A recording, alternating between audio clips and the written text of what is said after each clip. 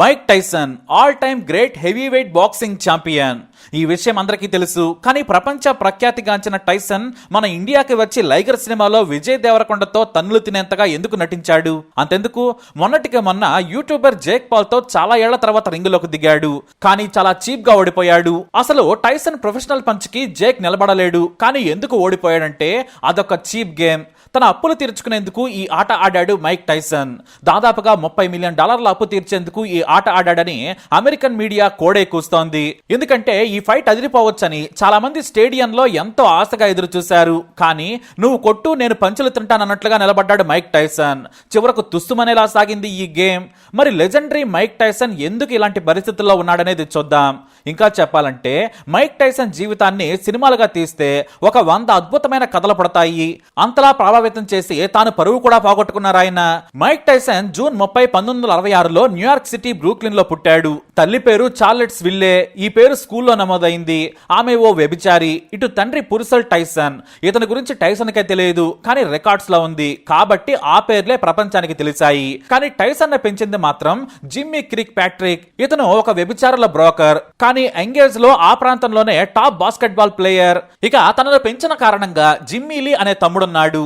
అయితే వ్యభిచారణలతో పరిచయం కారణంగా ఏర్పడిన పరిచయమే టైసన్ తల్లిని ఈ మారు తండ్రి పెళ్లి చేసుకున్నాడు. వీళ్ళంతా బ్రూక్లిన్ లోని నేరస్తులుండే స్లమ్ కి మారారు. అక్కడే 10 ఏళ్ల వయసు వచ్చేసరికి నేరస్తులతో స్నేహం చేశాడు టైసన్. ప్రతిరోజు దొంగతనాలు, దోపిడీలు చేసేవాళ్లు. దీంతో పోలీసులు పట్టుకుని కొట్టొదిలేశారు. చివరకు తల్లి కొడుకులను తీసుకుని బ్రౌన్స్ విల్లేకి మారిపోయారు. కానీ అక్కడ కూడా అదే నేరాలు. ఎందుకంటే నల్ల జాతి వాళ్ళుండే ప్రతి చోటు నేరాలు ఎక్కువగా జరిగే ప్రాంతమే. ఇలా చిన్న చిన్న నేరాలు చేస్తూనే గడిపాడు. మద్యం, సిగరెట్లు కూడా అలవాటయ్యాయి. పోలీసులు అరెస్ట్ చేయటం, వారం తర్వాత వదిలేయటం, జైలుకు పంపితే బెయిల్ మీద బయటకు రావడం, ఇదే పని. ఇలా 13 ఏళ్లకే కనీసం 38 సార్లు అరెస్ట్ అయ్యాడు. చివరకు పోలీసులు టైసన్ నేరాలను ఆపలేక ఏకంగా జువైనల్ డిటెన్షన్ సెంటర్ లో పడేశాడు. అక్కడ కూడా అంతే సంగతులు. మనం అతడు సినిమాలో మహేష్ బాబు కొడితే గోడ కుప్పకూలిన సీన్ చూసాం కదా. జైల్లో కూడా గొడవకు దిగి కోపంతో శత్రువును కొట్టలేక పాత గోడను కసిగా కొడితే కూలిపోయిందట. అప్పుడే జువైనల్ డిటెన్షన్ సెంటర్ కౌన్సిలర్ అయిన బాబా స్టీవర్ట్ చూశాడు. ఇతను ఫార్మర్ బాక్సర్, వీడిలో అవుట్ స్టాండింగ్ బాక్సర్ ఉన్నాడు. అది చేయాలంటే ముందు వీడిలోని క్రూరుడిని బయటకు పంపాలి, చెబితే వినేలా చేయాలని రోజు దగ్గరకు పిలిపించుకుని మంచి మాటలు చెప్పేవారు ఆయన. మైక్ టైసన్ నవ్విస్తూ జోకులు చెబుతూ కోపాన్ని పోగొట్టారు. అంతేకాదు ప్రతిరోజు స్కూల్లో టైసన్ కు స్పెషల్ అరేంజ్మెంట్స్ చేసి బాగా చూసుకోవడం మొదలు పెట్టారు. దీంతో టైసన్ కు బాబా స్టీవర్ట్ ను చూడగానే గౌరవం ఏర్పడింది. అప్పటి వరకు తనకు రూల్స్ చెప్పేవారు ఎవరైనా సరే శత్రువులా చూసేవాడు. కానీ స్టీవర్ట్ పరిచయంతో మార్పు వచ్చింది. అప్పుడే ప్రత్యేకమైన అనుమతి తీసుకుని మైక్ టైసన్ ను తనకు బాగా పరిచయం ఉన్న బాక్సింగ్ ట్రైనర్, మేనేజర్ అయిన కస్ టిమాటో దగ్గరకు తీసుకెళ్లాడు. ఈ కుర్రాడికి బాక్సింగ్ ట్రైనింగ్ ఇవ్వాలన్నారు. కానీ నేను నేర్చుకోనన్నాడు మైక్ టైసన్. నా వల్ల కాదని బయటకు వెళ్లేందుకు ప్రయత్నించాడు. ఇటు ట్రైనర్ కస్ కూడా వీడు పనికొచ్చేలా లేడు, వాడికి ఇంట్రెస్ట్ లేదన్నారు. కానీ స్టెవర్ట్ మాత్రం వాడిని పట్టుకుని ఆపమన్నాడు. 2 చేతులతో 14 ఏళ్ల టైసన్ ను గట్టిగా పట్టుకున్నాడు కస్. అతన్ని విడిపించుకునేందుకు శాయశక్తిలా ప్రయత్నించాడు. కానీ కస్ గ్రిప్ ను వదిలించుకునేందుకు తల్లడిల్లాడు టైసన్. చివరకు వదిలించుకున్నాడు. ఆ హ్యాండ్ పవర్ చూసి వీడు పర్ఫెక్ట్ బాక్సర్ అవుతాడని నవ్వుతూ చెప్పారు ఆయన. కానీ నాకు ఈ ట్రైనింగ్ వద్దు, నాకు బాస్కెట్ బాల్ ఇష్టమన్నాడు. కానీ బాబీ మాత్రం పందిలా ఉన్న నీకు అది సరిపోద్దు, నీ హైట్ చూసుకున్నావా అన్నారు. అయినా చిన్న కుర్రాడు కదా అని తాను వెళ్లిపోతానన్నాడు. దీంతో కోపం ఆపుకోలేక ఒక్క పంచ్ ఇవ్వడంతో కింద పడ్డాడు టైసన్. కింద పడి కోపంగా లేచాడు. ఇలా నేరస్తులతో కలిసి తిరిగి జైలుకి వెళ్తావా? ఖరీదైన కార్లో తిరిగి ప్రపంచం నీ ఫైట్ చూసి చప్పట్లు కొట్టేలా మారుతావా? ఆలోచించుకో. రేపు ఉదయం కస్ దగ్గరకు 6 గంటలకే వచ్చేయాలి. స్కూల్ మానేసాయి, నీకు చదువు అవ్వదని చెప్పేశారు స్టెవర్ట్. దీంతో 2వ రోజు ఉదయమే వచ్చి ట్రైనింగ్ తీసుకుంటానని నిలుచున్నాడు. ఇక అతనికి కావలసిన షూ నుంచి బట్టల వరకు కొనిపించారు. అలా కస్ చేతిలో రాటు దేలాడు. అంతేకాదు కస్ ను తండ్రిలా చుట్ట మొదలు పెట్టాడు. రోజుకి 8 గంటల ట్రైనింగ్ చాలంటే 12 గంటలు కష్టపడేవాడు టైసన్. అదే కస్ కి నచ్చింది. సరిగ్గా 16 ఏళ్లకు మంచి బాక్సింగ్ కిడ్ గా పేరు తెచ్చుకున్నాడు. అందరూ వండర్ కిడ్ అనేవారు. సరిగ్గా అప్పుడే తల్లి చనిపోయింది, తండ్రి వదిలేశాడు. దీంతో కోచ్ కస్ డిమాటోనే లీగల్ గార్డెన్ అయ్యాడు. మా అమ్మకు నేను బజార్లో తిరిగే గొడవ పడే రౌడీగానే తెలుసు. కానీ నేను గెలుస్తున్న మ్యాచ్లు చూస్తే మా అమ్మ ఎంత గర్వపడేదో, నా ఆకలి తీర్చేందుకు అమ్మ ఎంత కష్టపడిందో నాకు తెలుసు.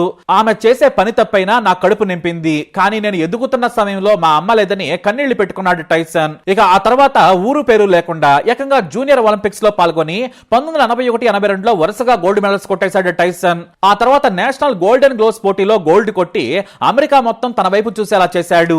ఇక 1984 సమ్మర్ ఒలింపిక్స్ లో ఏకంగా హెవీ వెయిట్ పోటీలో గోల్డ్ సంపాదించాడు. అప్పటికి ప్రొఫెషనల్ ఫైటర్ గా టైసన్ ని ఎవరో చూడలేదు. సరిగ్గా 18 ఏళ్ల వయసులో న్యూయార్క్ లో 1985 మార్చి 6న టైసన్ సృష్టించిన రికార్డు అంతా ఇంత కాదు. ఎందుకంటే అప్పటికే హెక్టర్ మెర్సిడెస్ అనే ఫైటర్ కు గొప్ప పేరుండేది. కానీ హెక్టర్ ను ఓడించడం పిల్లబచ్చ అయిన టైసన్ వల్ల కాదనుకున్నారంతా.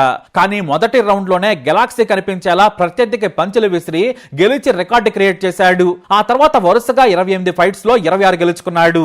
కానీ అప్పటికి ఉన్న టాప్ ఫైటర్స్ టైసన్ తో ఆడేందుకు ఇష్టపడేవారు కాదు. బాక్సింగ్ లో పేరున్న వారంతా డబ్బు కోసం తమకు పోటీ అనుకున్న వారితోనే ఆడేవారు. ఎందుకంటే $1 మిలియన్ పెట్టుబడులు పెడుతూ ఉండేవారు. కానీ వరుస గెలుపులతో కోచ్ కస్ మీడియా ముఖంగా సవాల్ విసిరేవాడు. మా వాడిని చూసి పేరున్న బాక్సర్స్ సుస్సు పోసుకుంటున్నారు, ఆడలేక బచ్చా అంటున్నారని రింగులోకి దిగితే బచ్చా పంచ్ ఎవరితో తెలుస్తుందని రెచ్చగొట్టేవాడు. దీంతో ప్రత్యర్థుల మేనేజర్లు పోటీకి ఏర్పాట్లు చేసేవారు. అలా దమ్మున్న బాక్సర్స్ తో ఆట మొదలు పెట్టాడు. మొదట జేమ్స్ డెల్లిస్, ఆ తర్వాత తోపుగా పేరున్న డేవిడ్ జాకో, మిచ్ గ్రీస్, మార్విస్ ఫ్రేజర్ తో సహా అందరినీ ఎడమ సంఖ కింద మడత పెట్టేశాడు. అసలు మైక్ టైసన్ ను ప్రొఫెషనల్ బాక్సర్ గా పరిగణించము అన్న వారందరినీ కూడా నేల కరిచేలా పంచలతో పడుకోబెట్టేవాడు. అయితే హెవీవెయిట్ ఛాంపియన్ గా పేరున్న ఫర్గ్యూసన్ తో ఫైట్ అమెరికాను షేక్ చేసింది. మొదటిసారి ఏబీసీ స్పోర్ట్స్ మైక్ టైసన్ ఆడుతున్న మ్యాచ్ ను టెలికాస్ట్ చేయడమే కాదు, కోట్లాది రూపాయలను ప్రైజ్ మనీగా ప్రకటించింది. ఈ పోటీలో జెస్సీ ఫర్గ్యూసన్ గెలవలేక తొండి గేమ్ ఆడాడు. నిబంధనలకు విరుద్ధంగా బలమైన తన చేతులతో టైసన్ ను పట్టుకున్నాడు. ఆ తర్వాత రెఫరీ వచ్చి చెప్పినా వినలేదు. టైసన్ రెచ్చగొడితే 20 ఏళ్ల యువకుడు కాబట్టి తప్పు చేస్తాడు, పనిష్మెంట్ గా ఓడిపోయాడని డిక్లేర్ చేస్తారని కుట్ర చేశాడు. కానీ కోచ్ మొదటి నుంచి టైసన్ అలర్ట్ చేస్తూనే ఉన్నాడు. దయచేసి కోపం తెచ్చుకోవద్దు, బలంతో ఆడితే ఓడిపోతావు, మెదడుతో ఆడాలి, జాగ్రత్తగా ఆడు అంటూ రింగు చుట్టూ తిరుగుతూ అలర్ట్ చేశాడు. దీంతో తన కోచ్ చెప్పినట్లుగానే విని టైసన్ చివరి వరకు 4 పంచులు తిన్నా ఫౌల్ గేమ్ ఆడలేదు. ఇంతలో ఫర్గ్యూసన్ ను డిస్క్వాలిఫై చేశారు జడ్జెస్. అంతే, టైసన్ విన్ అయ్యాడు. అక్కడి నుంచి రికార్డులు ఆగలేదు. వరుసగా ఏబీసీ స్పోర్ట్స్ బ్రాడ్కాస్ట్ టైసన్ ఉన్నానంటే చాలు కోట్లు కమ్మరించేసేది. అయితే టైటిల్ ఛాలెంజర్ మార్విస్ ఫ్రేజియర్ తో గేమ్ ఆల్ టైమ్ గ్రేట్. ఇంకా అనుభవం పూర్తిగా రాని టైసన్ కు బెల్ కొట్టగానే దెమ్మ తిరిగే అప్పర్ కట్ పంచులు ఇచ్చాడు మార్విన్. దీంతో దెమ్మ తిరిగిపోయి కళ్ళు బైర్లు కమ్మాయి. అలా మొదటిసారిగా రియల్ టైం బాక్సర్ పంచి తిన్నాడు టైసన్. కానీ అదే కోపంలో విసిరిన 3 పంచులకు 30 సెకండ్ల పాటు కోమాలోకి వెళ్లాడు మార్విన్. అంతే, ఆ తర్వాత సాదాసీదాగా గేమ్ నడిచింది. సింపుల్ గా టైసన్ గెలిచాడు. ప్రత్యర్థులంతా టైసన్ ముందు నిలబడలేకపోతున్నారు. కానీ పోటీ మాత్రం రసవత్తరంగా ఉండేది. అసలు బాక్సింగ్ అంటే తెలియని వాళ్ళు కూడా మైక్ టైసన్ గురించి తెలుసుకుని చూడటం మొదలు పెట్టారు. ఇంకా చెప్పాలంటే అమెరికాకు బాక్సింగ్ ఫేవర్ పుట్టించాడు మైక్ టైసన్. 1986లో జరిగిన వరల్డ్ బాక్సింగ్ ఛాంపియన్షిప్ లో మహా బాక్సర్ గా చెప్పుకునే ట్రెవర్ బెర్బిక్ తో జరిగింది.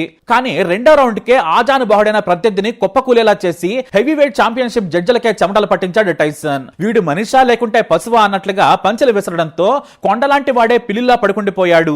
అంతే, రెండో రౌండ్ కే కేవలం 20 ఏళ్లకే మొట్టమొదటి WBC హెవీవెయిట్ ఛాంపియన్షిప్ గెలుచుకున్నాడు టైసన్. ఇంత చిన్న వయసులో కొట్టిన రికార్డు నేటికి ఎవరు బద్దలు కొట్టలేకపోయారు. 1987 నుంచి 90 వరకు అన్డిస్ప్యూటెడ్ ఛాంపియన్. కానీ ఆ తర్వాత వివాదాలు, జైళ్లు, రేప్ కేసులు, అప్పులు, డ్రగ్స్ ఒకటేమిటి అన్ని మీద పడ్డాయి. ఎందుకంటే తనన్న కన్న కొడుకు కంటే జాగ్రత్తగా చూసుకున్న కోచ్ కమ్ గార్డియన్ కస్ డిమాటో చనిపోయాడు. ఆ తర్వాత కొన్నాళ్లకే టైసన్ జీవితాన్ని, డబ్బులను, గేమ్స్ ని జాగ్రత్తగా చూసుకున్న మేనేజర్ జిమ్మీ జాకబ్ చనిపోయాడు. అదే సమయంలో చుట్టూ దొంగలు చేరారు. మోసగాళ్లు చేరి టైసన్ అడ్డు పెట్టుకుని డబ్బులు సంపాదించాలనుకున్నారు. ఆ సమయంలోనే వివాదాస్పద ప్రమోటర్ డాన్ కింగ్ అతని జీవితంలోకి వచ్చాడు. అయినా వరుసగా 10 వరల్డ్ టైటిల్స్ ని డిఫెండ్ చేసుకున్నాడు టైసన్. ఎందుకంటే అతనిలో దమ్ముంది. కానీ డబ్బులే జాగ్రత్తగా దాచుకోలేదు, వాటిని పట్టించుకోలేదు. పార్టీలు, వ్యభిచారం పెరిగాయి. ఇక ఆ సమయంలోనే నటి రాబిన్ గివెన్స్ ని పెళ్లి చేసుకున్నాడు. కానీ మందేస్తే రాక్షసుడిలా ప్రవర్తిస్తున్నాడని ఆరోపణలు చేసి విడాకులు తీసుకుంది. అంతేకాదు బూతులు తిట్టి కొట్టాడని కూడా టైసన్ మీద ఆరోపణలు చేసింది. అలా మొదటిసారి టైసన్ బ్యాడ్ బాయ్ పేరు తెచ్చుకున్నాడు. అయితే మధ్యలో 1-2 గేమ్స్ ఆడినా కూడా మళ్ళీ 1991 నాటికి తిరిగి వరుసగా 4 ఛాంపియన్షిప్లు గెలిచి పేరు తెచ్చుకున్నాడు. అయితే అందాల పోటీల వేడుకకు గెస్ట్ గా పిలిస్తే తనతో మాటలు కలిపిన ఓ బ్యూటీ కంటెస్టెంట్ ను గదిలోకి తీసుకెళ్లి అత్యాచారం చేశాడు టైసన్. దీంతో జైలుకి వెళ్లాల్సి వచ్చింది. చివరకు జైలు నుంచి కూడా బయటకు వచ్చాడు. అయినా బాక్సింగ్ రింగ్ లోకి దిగితే ఉన్మాదిలా మారిపోయేవాడు. ప్రత్యర్థిని పడగొట్టడం ఎలాగో టైసన్ కి బాగా తెలుసు. కానీ ఎప్పుడు ఒకరి హవానే నడవదు, ఎవరో ఒకరు ప్రత్యర్థి వస్తారు. అప్పుడే వచ్చాడు ఎవాండర్ హోలీఫీల్డ్. అతని మీద వరుసగా 2 సార్లు ఓడిపోయాడు టైసన్. మూడోసారి హోలీఫీల్డ్ ను ఓడించలేక ఏకంగా అతని చెవిని కొరికి గాయపరిచాడు. అంతే, ఓడిపోవడమే కాదు 1997లో ఏకంగా బాక్సింగ్ లైసెన్స్ ను కూడా కోల్పోయాడు. ఆ తర్వాత 2 వృద్ధులను తాగి కారుతో గుద్దడంతో 1 ఏడాది శిక్ష పడింది. కానీ కమ్యూనిటీ సర్వీస్ చేసి ఫైన్ కట్టి కొన్ని నెలల తర్వాత బయటకు వచ్చాడు. ఆ తర్వాత మరో భార్య అయిన మోనికా టర్నర్ కూడా వదిలేసింది. ఇక 2009లో లకియా స్పీకర్ అతని జీవితంలోకి వచ్చింది. మొత్తం 8 మంది సంతానం, కానీ డబ్బు మొత్తం పోయింది. మేనేజర్లు ప్రమోటర్లు కలిసి టైసన్ శాంతం నాకేశారు. తేరుకునే సమయానికే మొత్తం నాశనమైపోయింది. 2003లో తాను దివాళా తీశానని ప్రకటించాడు టైసన్. 4,000 కోట్లు అప్పటికే సంపాదించిన టైసన్ మొత్తం పోగొట్టుకున్నాడు. 300 కోట్ల అప్పుల్లో మునిగి నా దగ్గర రూపాయి లేదని చేతులు ఎత్తేశాడు. ఇక ఆ తర్వాత చిన్న చిన్న ఫైట్లు చేసి డబ్బులు సంపాదించుకోవడం మొదలు పెట్టాడు. తాను లగ్జరీగా బ్రతికేందుకు టీవీ షోలు చేశాడు. కామెడీ సినిమాల్లో కమెడియన్ గా నటించాడు. ఎన్నో చేశాడు. చివరకు పుస్తకం రాసుకుని డబ్బులు సంపాదించాడు.